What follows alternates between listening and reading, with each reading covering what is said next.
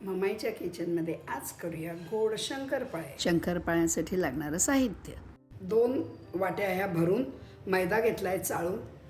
याच वाटीने पाव वाटी थोडं कोमट केलेलं साजूक तूप, पाव वाटी दूध आणि पाव वाटीपेक्षा किंचित 1 चमचा जास्त पिठी साखर. पिठी साखरच घ्यायची म्हणजे प्रमाण बरोबर राहतं.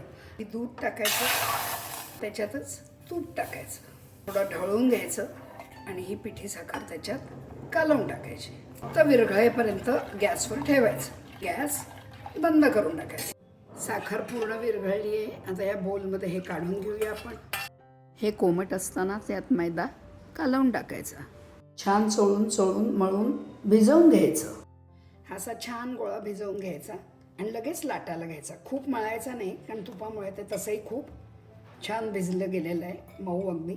लाटायच्याच वेळेला आपण कढईमध्ये तेल तापायला ठेवू तळण्याकरता. याचे 2 गोळे करून 5 मिनटं झाकून ठेवूया. हे असं 1 सेंटीमीटर जाडीचं लाटून घ्यायचं आणि आपल्याला हवे तसे त्याचे काप करायचे. मी चौकोनी करते. ह्याचे मस्त कापून घेतले. एवढ्या जाडीचे 1 सेंटीमीटर जाडीचे आहेत.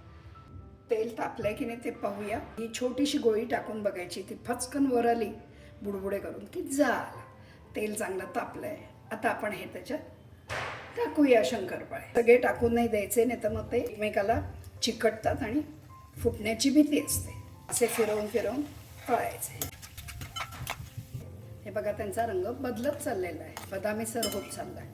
खूप लाल होऊ द्यायचे नाही, कारण शंकरपाळ्यामध्ये आतमध्ये हीट असते आणि ते काढले तरी लाल होत राहतात. पिंगट रंगाचे असतानाच काढून घ्यायचे. टिश्यू पेपरवर काढायचे म्हणजे सगळं तेल शोषलं जातं. हे आपले खुसखुशीत गोडाचे शंकरपाळे दिवाळीसाठी तयार.